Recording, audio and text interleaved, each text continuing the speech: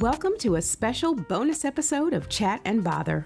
These bonus episodes could be recorded anytime and anywhere. Bonus episodes are unscripted, unpredictable, full of unexpected surprises, and undeniably entertaining. Our bonus episodes are here to add an extra layer of excitement to the time you spend with us. We'd love it if you'd share this bonus episode with your friends. If you're listening on the Spotify app, be sure to take our latest poll. Follow us on Facebook and Instagram for all the latest updates, links to exclusive content, and opportunities to comment on your favorite episodes. Now sit back, relax, grab your coffee or your tea, and enjoy this bonus episode. Hello. Hello. All right, so it's not morning, but halfway through this day, we had to jump on here.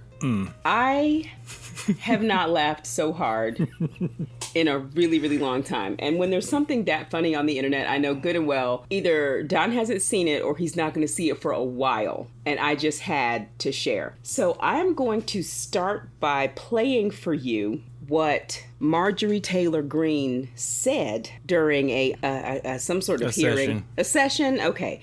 During a session, okay, she was speaking about Jasmine Crockett. I think your fake eyelashes are messing up. No, ain't nothing. Hold on. Listen. She says, I think your eyelashes are messing up something. And then people start banging the gavel and calling for order. Why she do that? So before we go into why that exchange was such a bad idea, we're going to go through our own experience where we realize that you only come for some people. You have to know before you jump out there. Right.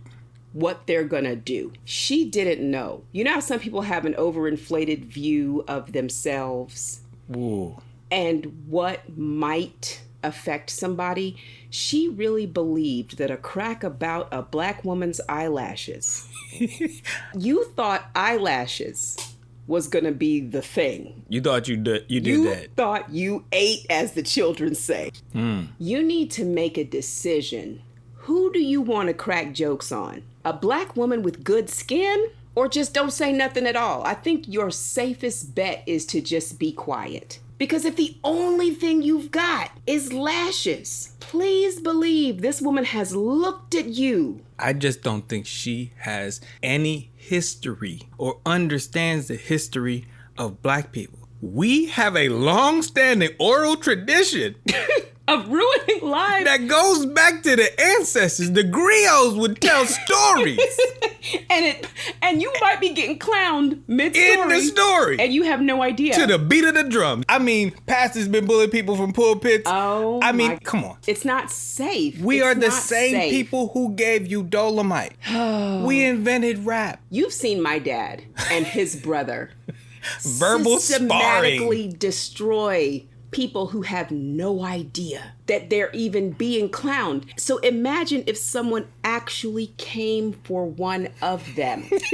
Like if one of them said, hey, you such and such. They have already decided when you walked into the room, should you try it? I have ammunition. I have a list that I'm going to go straight down top to bottom and ruin your life. They have decided from your haircut to the turn of your pinky toe how they plan to ruin your life. There is a scan that happens. They scan you, the jokes register, and then hopefully they won't have to use them. Right. But should such an event and occasion arise, they're ready. Prepared. They have loaded and the they're gun. ready to draw. They're ready. So we're going to play for you what happened after your lashes must be getting in the way. Okay, you shouldn't have said nothing. Now you know this is now on the record. AOC moved to basically make her apologize. And they struck that down and said, no, she doesn't have to apologize. So we're going to tell you in a second what the clapback was. But before we do that, here's how the two of us know who to come for and who not to come for. Early in Don and I's relationship, I met one of his friends who happens to be a comedian. Okay. And then I met another one of his friends who is the antithesis of a comedian. There is nothing funny about this man. Absolutely nothing. I mean, you could come up with some things, but there is nothing amusing about this human being. Don, you tell the story. I've met him. I wouldn't try it. Okay. So set the scene. We are at our apartment in college. My roommate, who is now a professional comedian, we were all just hanging out, having fun, and he was going around the room just talking trash. But this unfunny individual decides he's going to clap back and make a joke about the size of this comedian's head when he has a rather generous dome himself.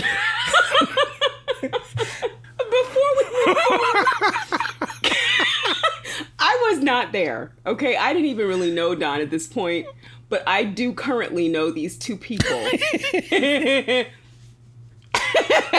And that was bold. Oh, it was bold. It was bold. It was unexpected. Everybody not only did the joke just land flat on the floor, like a bologna, like a slice of bologna, just like a very unpopular rock star deciding to crowd surf, but then landing flat on their face. Just, no one caught him. Everybody spread out, watched the joke fall, and all eyes turned to watch what ensued. What happened after that was about a 3-hour tirade. It wasn't even like a regular No. set. I mean, it was, he opened up a set. He had enough material.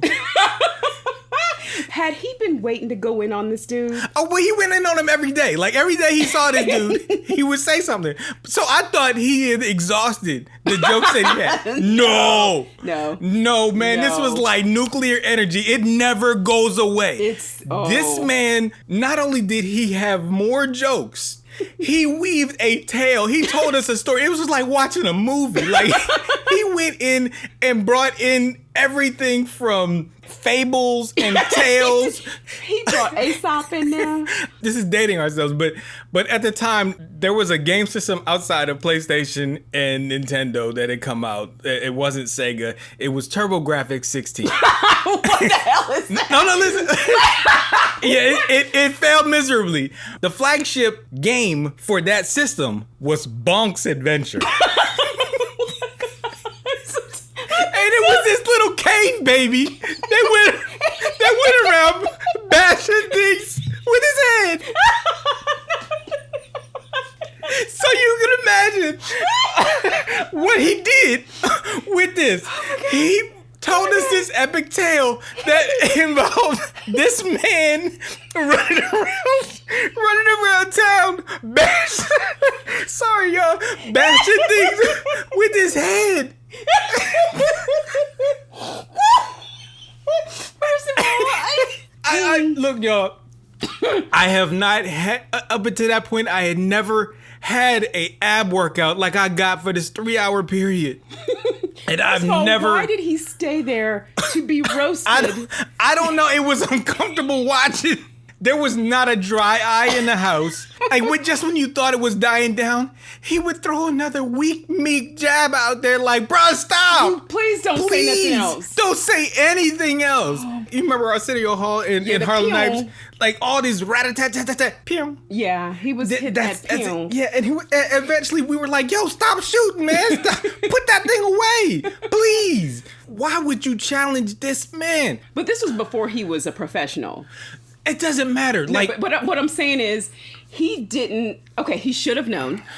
If he clowns you every day, maybe his sense of humor was just not honed to understand. Because like I said, my dad and them can clown people head to toe. And I am in tears. Man. But they are oblivious at the fact that they are being roasted. Oh. Now, everyone crying and laughing and rolling on the floor like his Def Comedy Jam around him should have given him a sign. I mean, the people that he had to step over to sit back down in his chair should have told him, bruh, you're stop. Not gonna win this. Nobody even, it's dead silent when you say your things. Yeah. But when he says something, the neighbors are banging on the walls. Yeah. Don't throw a jab at Tyson. Nobody wants to see you get knocked out like Mitch Green. Yeah, we do. We kind of do. I know it's uncomfortable. I mean, at a certain point, it was like, okay, this is terrible. I'm having a great time watching you get dissected. But please, if you have no sense of self-preservation,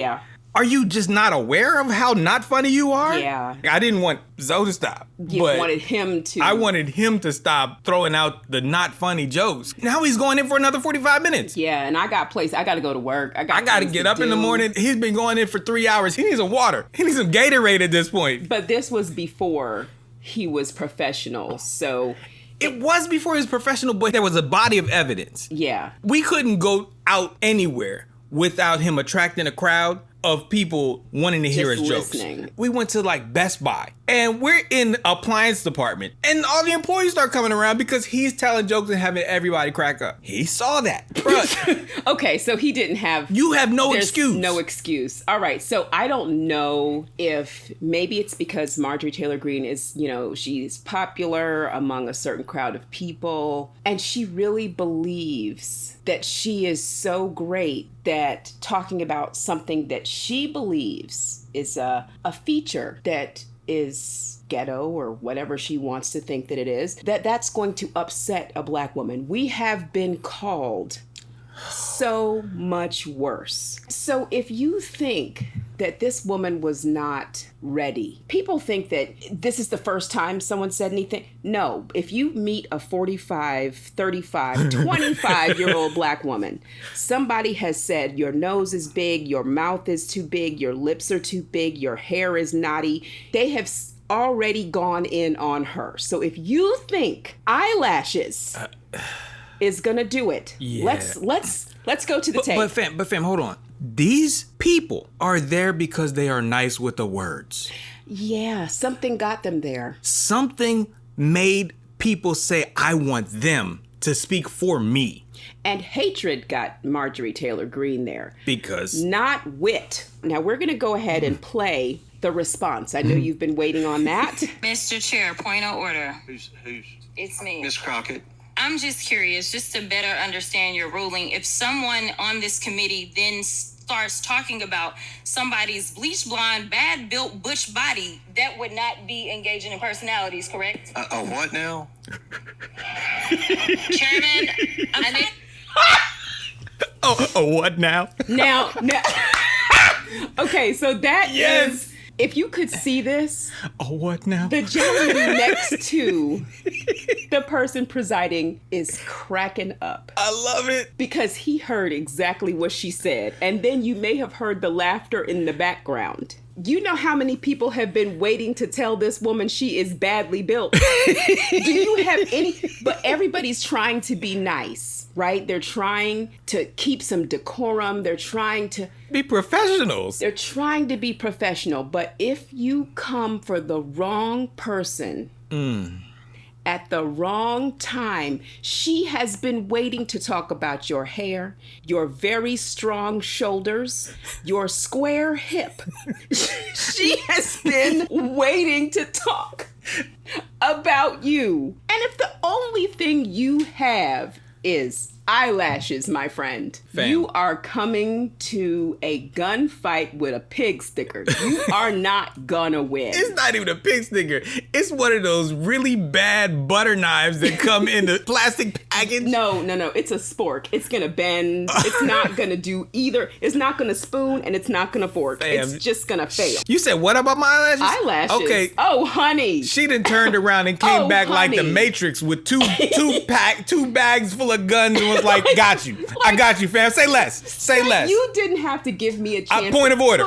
Point of order. Like, you gave her a chance to put what she had to say on the record. All you had to do was apologize.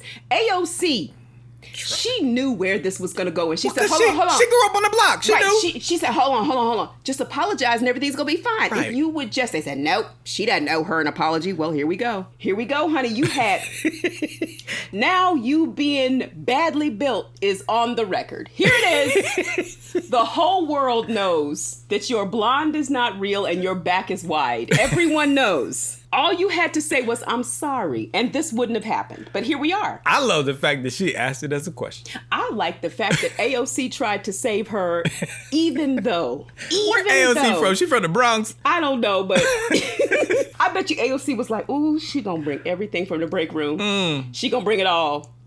She gonna bring it. She's gonna take it out the group chat. Oh. And put it on the record. And I don't want this for her. AOC is the real MVP here. Yes. Because she tried to stop this. She tried to prevent a body. She did, and this is where we landed. So, if you see a black woman, if the things that you see on the outside make you say, I think I want to mess with her, One, you are not the first person to do that. Oh, she walks down the block every day like that. She has existed in this body for a minute. Yep. So you're not the first. Yep. Second thing is, if she looks like she hydrates, if her skin is flawless, this is a bad idea. She's ready. If her hair is short, that's a terrible idea. If you see anything on a Black woman that you might want to talk about, you are not the first person to say it, and you saying it is unsafe. She's ready for you. She's been waiting her whole life, and you don't know what day she's going to choose violence. You got away with it yesterday. Somebody else got away with it 2 days ago. But today might be the day that AOC can't save you. Nobody can save you. She has scanned you. She's been waiting. She has inventoried everything that you might be self-conscious about. It's not what you want. I have worked myself up into a tizzy, laughing. And mainly it's because I know the comedian that he's talking about, and I would not dare. I would not say, hey, pick on me. Absolutely not. When he told me this story, I was like, who would do such a thing? Who would do that? I'll put some links to some of his comedy in our show notes. So make sure that you go through the show notes and look at that. His name is Maranzio Vance. And he's one of Don's friends. We have gone to his shows. If he's within 2 or 3 hours of us, we're going to go and see him because he is absolutely hilarious. I'm sure you've seen him on TV, on George Lopez. He's been on a bunch of things. Yeah. So anyway, you got to go to work. And you got to go to work. I guess. We'll talk to you later. Bye. Bye. Thank you for joining us for Chat and Bother. Go ahead and like our Facebook page and share this episode with people that you want to chat with or just feel like bothering, or both. Visit our website, chatandbother.com, for our episode guide and other ways to connect with us. Take care.